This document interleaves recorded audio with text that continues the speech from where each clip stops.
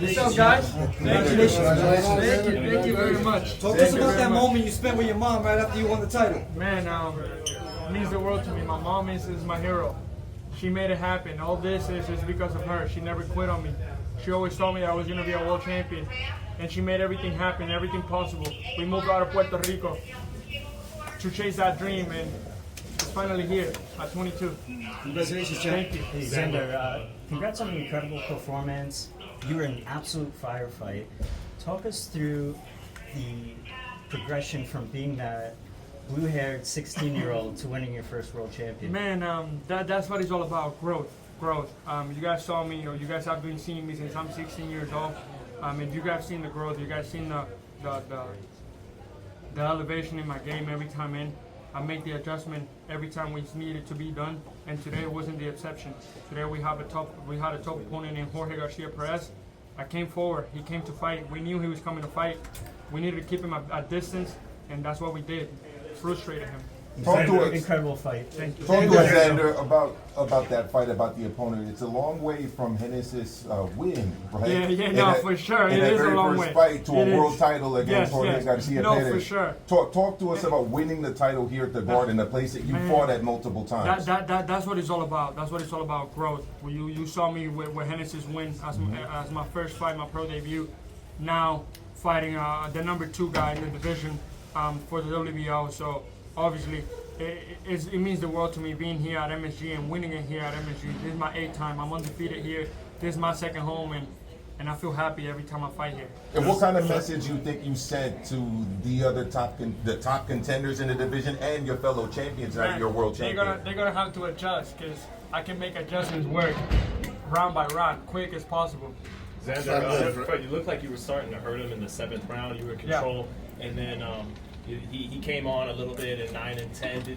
Was that fatigue a little bit? Your legs getting heavy? Did you feel like you were maybe able to stop him? And then no. So I feel like obviously he was a tough opponent, and he wasn't gonna quit. And I didn't want to throw everything in the 7th round, knowing that I had 6 or 5 more rounds to go. So I wanted to be smart and staying patient, winning round by round, and that's what we did. Round 9 came in. He started putting his head down a little bit more.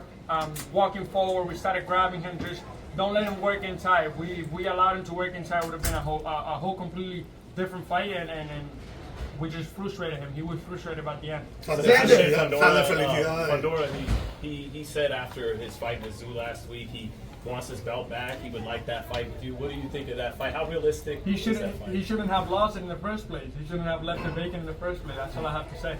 He know where to contact us. Xander, talk about the crowd there for the theater, because the sound was deafening there when you came out, and then round by round when they were cheering for you with those power shots. Man, to be honest, going into the ring, it was a blur. I was just locked in. I knew I had a job to do in time. I had to be perfect for 12 rounds. And, I did listen to the crowd cheering for me and stuff, but I was trying to stay locked in as much as possible. Now talk about the movement during the fight, because you were moving as far as side to side and getting away from the range of Garcia's punches. That's what boxing is all about. Hit and not get hit.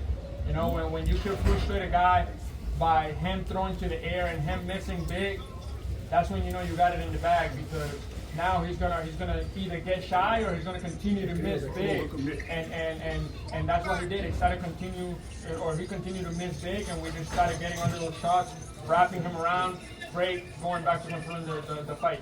Xander, felicidades. Primero que nada, aquí le volví a Puerto Rico. Hablarle un poco a la fanaticada de Puerto Rico y hablarle un poco si vas a insistir con la compañía sobre la posibilidad de volver a pelear nuevamente en Puerto Rico. Pues sinceramente Bob Arum me acaba de decir que mi primera defensa será en Puerto Rico. Obviamente ahora hay que esperar que eso se haga realidad. Siempre le he dicho, quiero pelear en Puerto Rico, quiero pelear en la isla, ya soy campeón del mundo, espero que se me dé esa primera defensa en la Isla del Encanto. Y a toda mi gente boricua, siempre me han apoyado, siempre me han dado el cariño desde el día 1, y estoy súper agradecido con todos ellos. And who would you like to fight if you had the choice in that homecoming matchup, Xander, in Puerto Rico? Whoever. I heard Backroom is looking for an opponent. Sebastián Fundora, I heard want his belt back.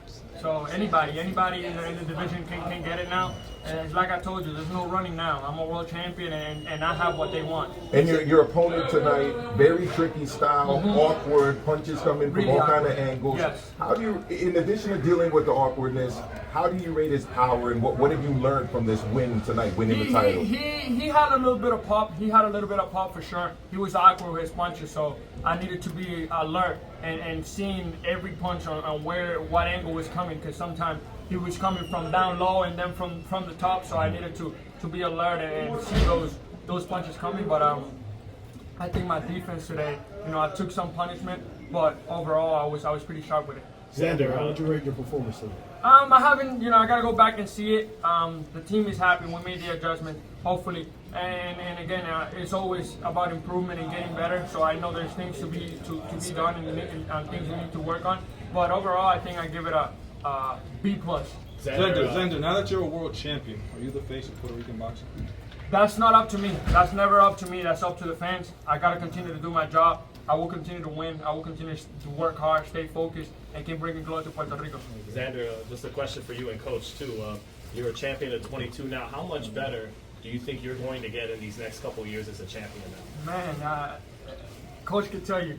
Coach could be. Well, like you said, he is young, and I feel like once guys become a champion, they get it, a certain percentage better. So I'm expecting that, one, increase in power. He's growing. He's growing into that man body. So some of the guys they just could take a punch. Some of the guys I'm hitting them and they're like, keep walking. I'm like, man, just go down.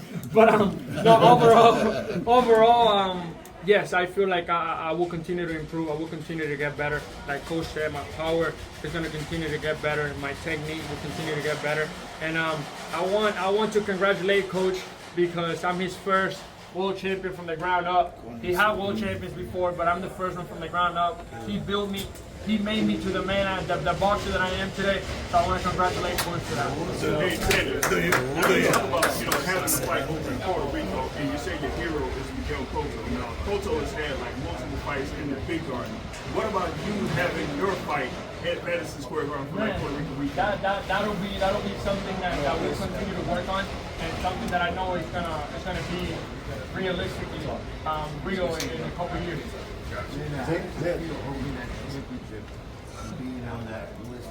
Man, this is my new baby. I'm sleeping with her today. The whole week actually. It feels amazing. I worked hard for this. It's been almost 20 years as a boxer, 6 years as a professional, and the hard work finally paid off.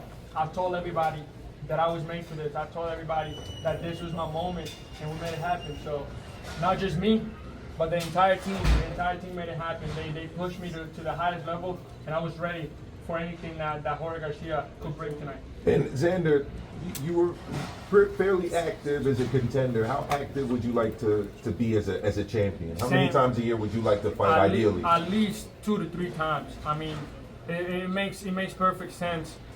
When you go 12 rounds, maybe obviously take some rest, let the body relax a little bit, but obviously stay as active as possible. I want to continue to fight the best in the division. There's a lot of big names in the division, and I got to stay prepared for all those guys.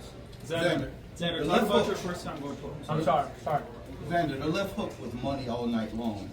Was that part of the game plan, or was that a in-ring adjustment? No, so it was part of the game plan coming in because I knew every time he threw that left hand, his right hand would come down. So I knew the hook was there. I was trying to feint it with a jab down to come up, kind of like Floyd set up Diego Corrales in that fight. I actually saw that fight before coming in, knowing that that's how I needed to be. I needed to be sharp. I needed to be fast, explosive, and that's the fight that I kind of like relived going into this one. Obviously, we made the adjustment in the ring, and but we knew that left hand or that right hand was dropping every time he came in. At the beginning of the year, Xander, there was talk of Virgil Ortiz, and the fight didn't happen. Now that you're a champion, do you see that fight happening in the near? I mean, I hope so. I say yes. Like I always say, I say yes. So I hope that all those big fights happen. There's no more running from me. I'm a world champion. I have what they want. So yes. Xander, talk about your first time going in championship rounds, first 12-round fight. How was your conditioning? Man, my conditioning was good. I was feeling obviously I'm fresh going into the rounds. My legs were good. The corner continued to tell me stay smart, stay sharp. Let's box this guy. We only have 6 minutes left to become a world champion. And we didn't need to do anything stupid. We didn't need to go into a brawl with him at the end of the rounds, because at that point we were ahead by a lot. We know coming into the 11th round, we knew we were ahead. So it was a matter of boxing my way to victory, knowing that I needed to be smart. All right, guys, one final question, please. All right, guys. Love you guys. Oh yeah, I got shot, man. One final question. All right, I got a question for myself. What are you gonna do? I'm gonna go eat some pizza, man. Okay.